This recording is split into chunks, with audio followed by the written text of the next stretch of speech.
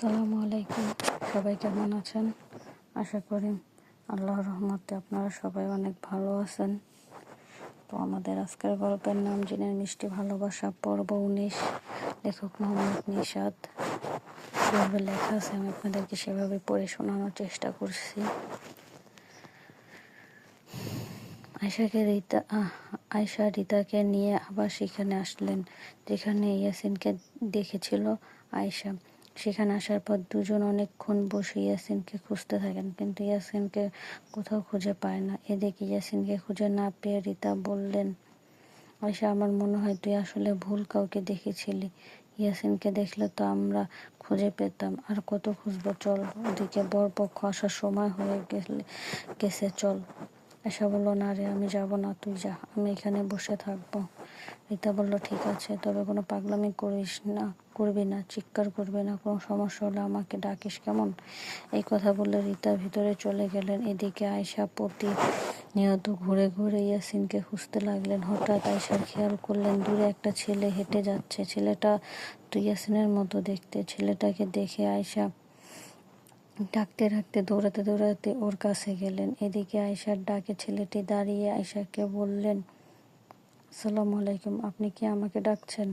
ছেলেটার মুখে কথাগুলো শুনে আয়শা ওর মুখের দিকে তাকিয়ে ছলছল চোখ নিয়ে বললেন, ইয়াসিন।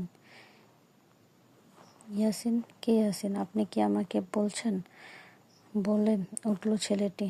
আয়শা বলল, হ্যাঁ, তুমি তো ইয়াসিন, আমাকে চিনতে পারছো না? আমি আয়শা, তোমার বউ। ছেলেটা বলল, আমার বউ মানে? দেখুন আপু, আমার মনে হয় আপনার কোথাও ভুল হচ্ছে, আমি ইয়াসিন না। আয়শা বলল, না, তুমি ইয়াসিন। তুমি আমাকে চিনতে পারছো না কেন? কি হয়েছে তোমার? ছেলেটা বলল, দেখুন আপু, জানি না আপনি কাকে ভাবছেন আমাকে, কিন্তু বিশ্বাস করেন আমি ইয়াসিন না, আমার নাম তো আলামিন। আয়শা বলল, আলামিন? না, আমি বিশ্বাস করি না, তুমি আলামিন না, তুমি ইয়াসিন। আলামিন বলল, আরে কি মুশকিল, আপনি আমার কথা বিশ্বাস করছেন না? আমার নাম আলামিন, আমার বাসা তো ওই পাহাড়ের পাশে জঙ্গলে আছে, ওখানে। আমি আসছি আমার এক বন্ধুর সাথে এখানে বিয়ে বাড়িতে।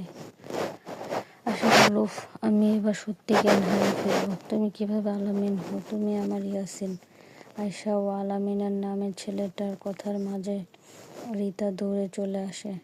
রিতা কাছে আসতেই আয়শা বললেন, রিতা, দেখ, ইয়াসিন ও আমার ইয়াসিন কিন্তু এই কথাটা কোনোভাবেই স্বীকার করছে না। ও বলছে ওর নাম নাকি আলামিন।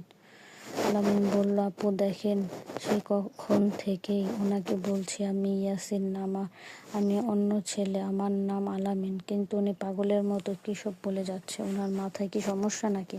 এটা বলল, না ভাই, ও ভালো। আসলে ওর বরকে হারিয়েছে। ওর বর ছিল একটা জিন। সে জিনটা নাকি হুবহু আপনার মতো দেখতে। সেই জন্য আয়শা আপনার সাথে এমনটা করছে। আপনি কি আসলে ইয়াসিন নন ভাইয়া? আলামিন বলল, না আপু, আমি ইয়াসিন নই। আর কতবার বলবো? আর উনি বলছে ওনার স্বামী একটা জিন, কিন্তু আমি তো মানুষ। তাহলে কেমনে, কি ভাবুন একবার। আয়শা বলল, ইয়াসিন, দয়া করে এমনটা করো না, আমার দিকে তাকিয়ে ভালো করে দেখো, আমি তোমার বউ আয়শা। আলামিন বলল, আপনি আমার বউ হতে যাবেন কোন দুঃখে? আমার বউ তো বাড়িতে, আমি বিবাহিত, আর আপনি আমার বউ না। আমার বউয়ের নাম মাইশা। আয়শা বলল, কি, তুমি বিবাহিত? তোমার বউ আছে? তাহলে আমি কে?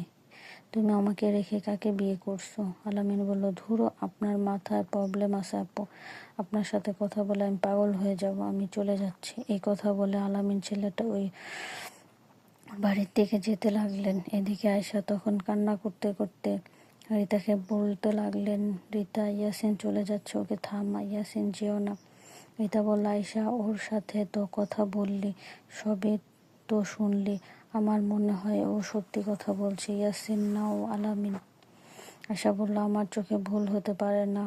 রিতা বলল, শোন, এমনও তো হতে পারে ওই আসলে ইয়াসিন, কিন্তু ওর স্মৃতি হারিয়ে ফেলেছে, তাই আমাকে চিনছে না।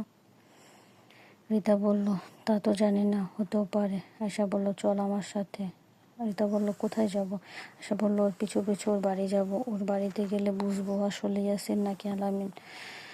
রিতা বলল, কি কি বলিস, শেষ বিকাল হয়ে গেছে, একটু পরে সন্ধ্যা নামবে, এখন ওদিকে যাওয়া যাবে না, জায়গাটা ভালো না, পাহাড়ি অঞ্চল, পাহাড়ি জঙ্গল ওদিকে। আয়শা বলল, তাহলে তুই থাক, আমি একাই যাচ্ছি। রিতা বলল, আরে থাম, একা যাস না, দাঁড়া, আমিও যাচ্ছি।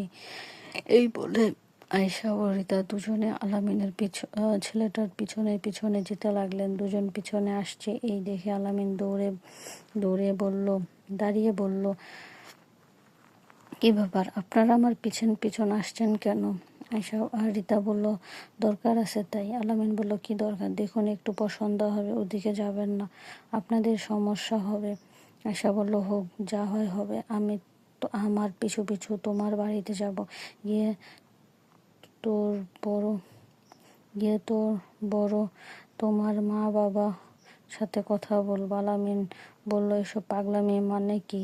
দেখুন শেষবারের মতো বলছে, চলে যান এখান থেকে। আয়শা বলল, না, যাব না, এতে যাই হয় হোক।